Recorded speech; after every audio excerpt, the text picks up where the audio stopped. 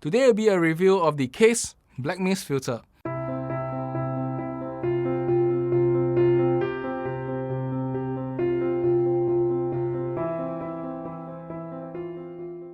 I'm Richard and welcome to Zappy Productions. I'm a portrait photographer and today I'll be reviewing the Kase Black Mist filter for the purpose of portraiture.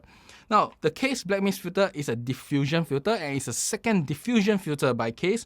The first being the Dream, and I did a review before, take a look at the link up there. Now, the Dream was a very special effects filter because the diffusion effect is very strong. There's a lot of glow, a lot of haze, and this is something that not everybody wants. But if you need the effect, this is the filter for you. While the Black Mist, if you ask me, is a more, I'll say it's general purpose, cinematic look, give you a subtle, atmospheric look to your shot itself without being overwhelming. And, they didn't write any rating here. If you look at other brands, they actually write 1/4, 1/8, half, or full. Well, this one didn't write it. So where did I find the rating? It's actually on the glass itself. It writes there, if I read for you, Kase Magnetic Black Mist 1/4 77mm. So it's actually written as 1/4 Black Mist on this filter itself. So what is 1/4 Black Mist? If you look at Tiffon's site, and they actually do Black Mist filters too, you can take a look at what 1/4 is. It is a slight glow in the highlights. So the Kase filter do have very, very similar effects. Now, if you have seen so far, I've been peeling apart. This is the same as the previous Dream filter and previous Kase filters.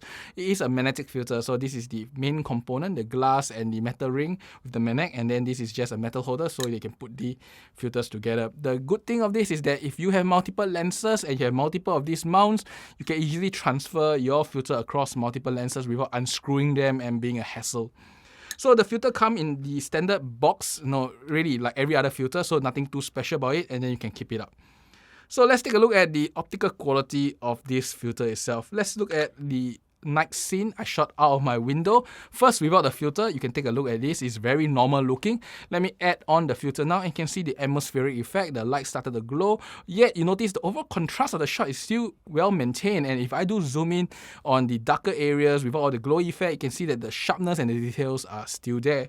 So unlike the Dream filter, which I will show you now, the Dream filter just blooms and glows throughout the entire scene and really lowers your contrast significantly, while the Kase Black Mist filter has a very subtle loss of contrast, and if you ask me, a very subtle loss of sharpness and detail too. So overall, if you ask me, the filter is very usable, gives you this atmospheric effect, nice glow to the highlights without killing away your contrast and details and sharpness itself. Now let's take a look at how does it work out for portraiture. The thing is, a lot of people were saying that if you are shooting video, especially for females, you will want to use such a filter. It gives you a very nice atmospheric look and also soften the skin. And this is the effect I also get in photography. So take a look at this shot here. I did not touch up the skin. I just mainly, remove the pimples away. But overall, the texture is still there. You can see when I zoom in, the texture of the skin and the eyes, very nice sharpness, very nice contrast. When I zoom out again, you can see all the lights in the scene are slightly glowy, very atmospheric, like somebody put a very light tinge of haze in the air. The thing is that not every day can you put haze in a shot itself, but you definitely can put on a filter. By the way, the shot is done in my studio, Lunarworks, and if you want to visit the studio, take a look at the description. I put the link of my studio there, and it is a nice Japanese setting in Singapore. Okay, the next thing I want to talk about is that how does it look like if you do very standard studio shot itself without any special lighting and stuff. So let me show you this photo here, and this is part of my crown shoot. And you can see there is slight glow in everything that is bright. So the shoulder, the face, the crown, there is very slight glow to them. While if I zoom in on the eye, you'll notice that the general contrast and sharpness is still there. It looks very sharp, very tech sharp.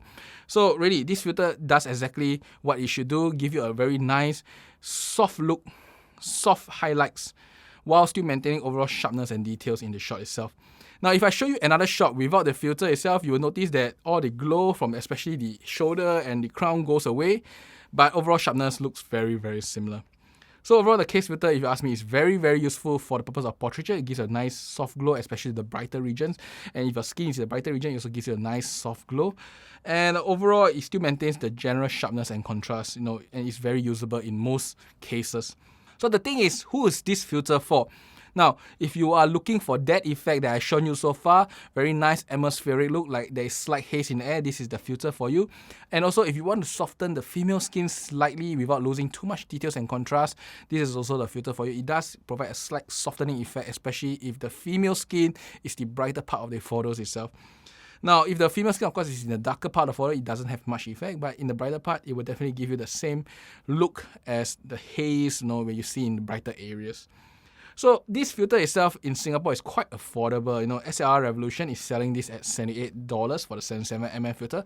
They told me the price range is between $70 to $80 depending on the size of the filter, this 77mm. So I guess that if you're buying a 67mm or 62mm, it's probably more affordable. As such, if you ask me, this is highly recommended because if you look at competing products, they cost easily $20+ more. I mean, the Tiffany's version is I think $104. This is like 78 Sing dollars. So definitely very affordable. Now, by the way, in US, I'm not sure the price because I went online and searched. I can't find the US price when I was searching.